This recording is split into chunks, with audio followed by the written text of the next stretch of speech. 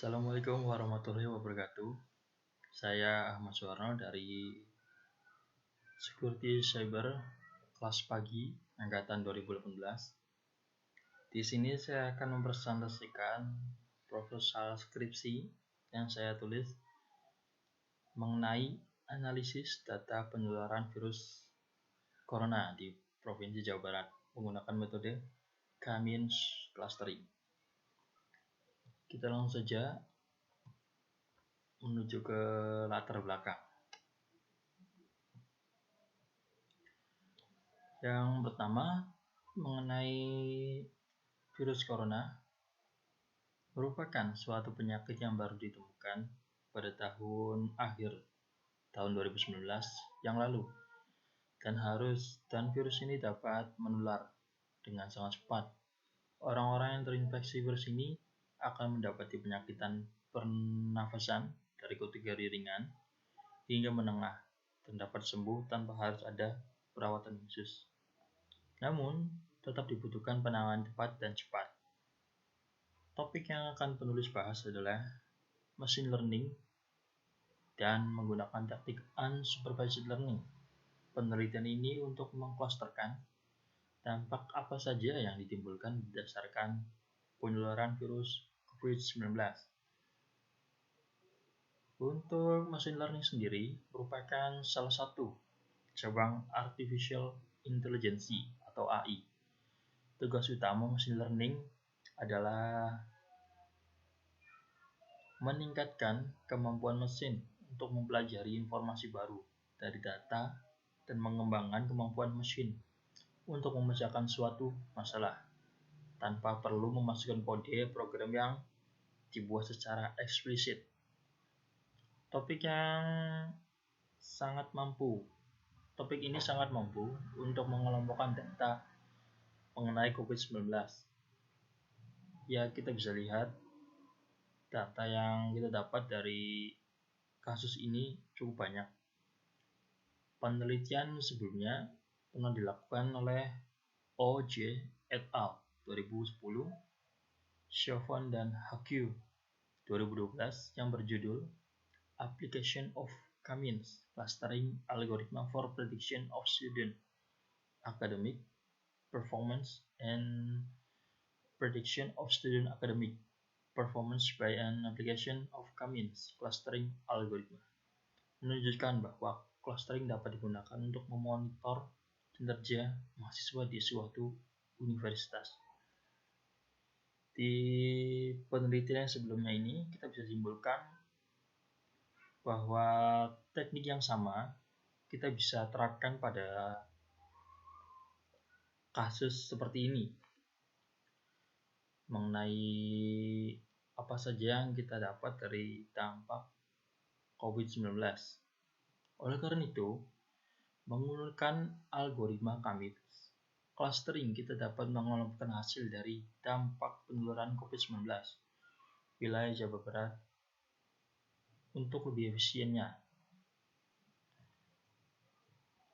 Lalu, kajian yang akan penulis usulkan yaitu mengenai dampak COVID-19 tersebut berdasarkan dampak penularannya.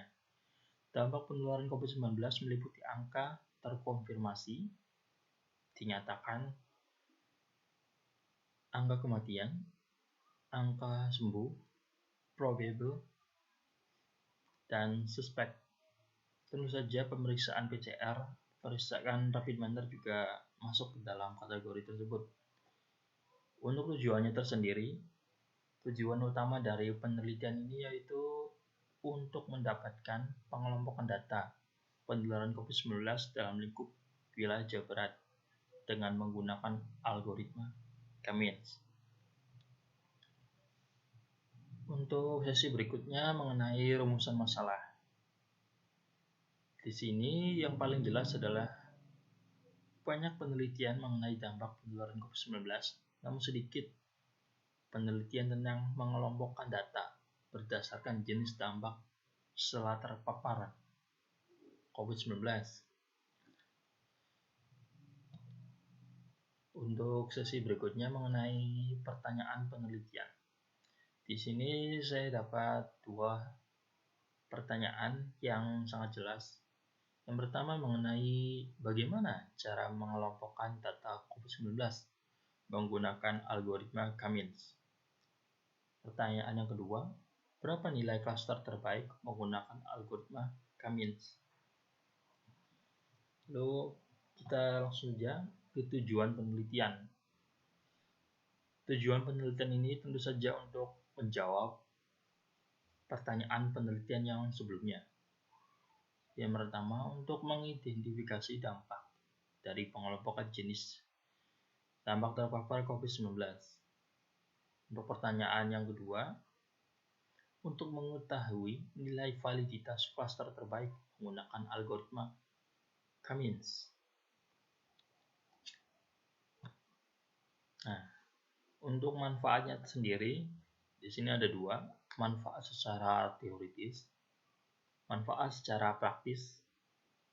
Secara teoritis, penelitian ini diharapkan dapat memberikan dampak yang signifikan mengenai pengelompokan data COVID-19 menggunakan algoritma Cummins dalam permasalahan dalam lingkup data mengenai virus tersebut. Untuk manfaat secara praktis, penelitian ini diharapkan dapat mempersingkat namun akurat dalam mengelompokkan data. Dikarenakan informasi mengenai COVID-19 sangat penting untuk masyarakat agar lebih hati-hati dalam melakukan aktivitas, agar bisa lebih tahu informasi dengan sangat cepat. Jadi kita butuh pengelompokan data agar lebih efisien. Disinilah bergunanya Cummins clustering. Nah, untuk batasan penelitian di sini ada 3. Yang pertama dataset, software, dan hardware. Nah, untuk datasetnya sendiri, saya tentu saja menggunakan machine learning. Nah, kedua, data ini merupakan public.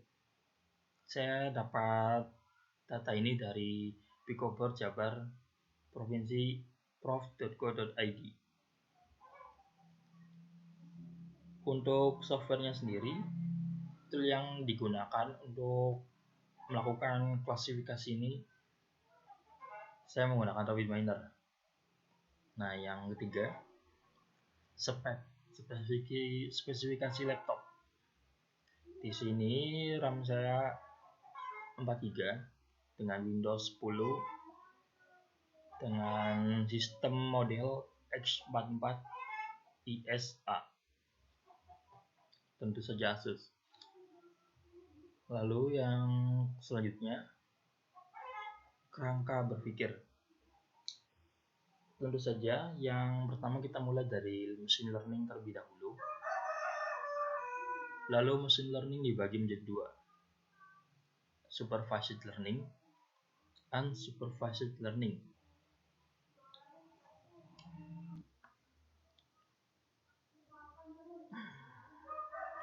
Untuk supervised learning sendiri memiliki algoritma SVM, NBY, KNN, dan C45. Sedangkan untuk unsupervised learning, di sini ada fuzzy Cummins, SOM, Camedoids, dan tentu saja Cummins.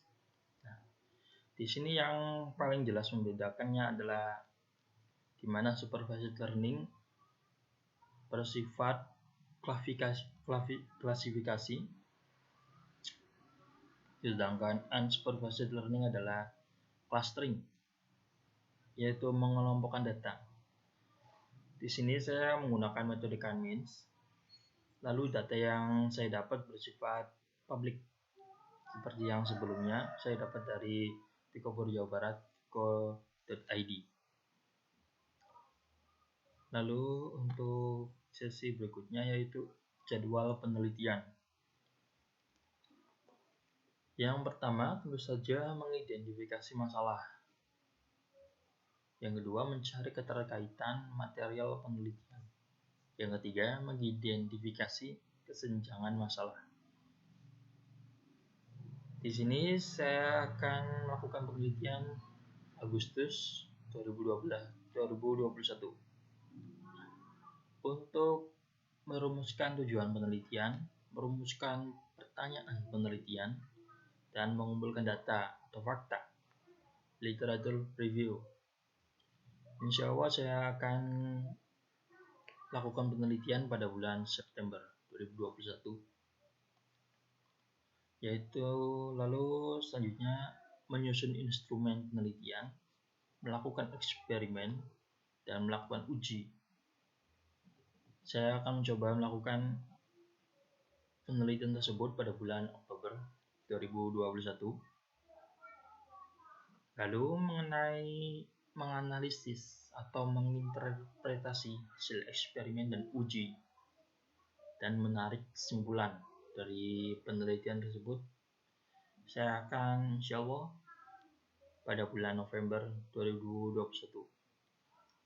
Dan tentunya yang terakhir, menyusun laporan penelitian ke dalam format skripsi.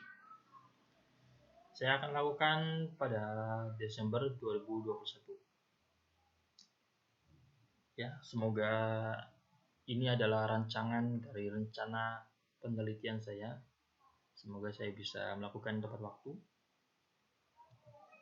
Lalu tentu saja yang terakhir, tidak lupa daftar pustaka.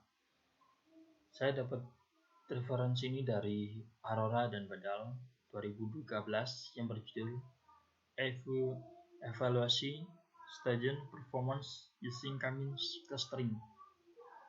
Dan yang kedua, M.A. Raharja, N.I.W. Supriyana 2019 mengenai analisis klasifikasi tingkat kesehatan lembaga perkreditan desa (LPD) menggunakan metode Cummins Clustering, Geotechno, IM, dan Komput. Volume 5 nomor 1 pp 83/90 doi 10 36002 atau Jutik V 5I 1641. Oke, mungkin sekian yang bisa saya sampaikan mengenai proposal skripsi saya. Kurang lebihnya mohon maaf. Saya akhiri. Wassalamualaikum warahmatullahi wabarakatuh.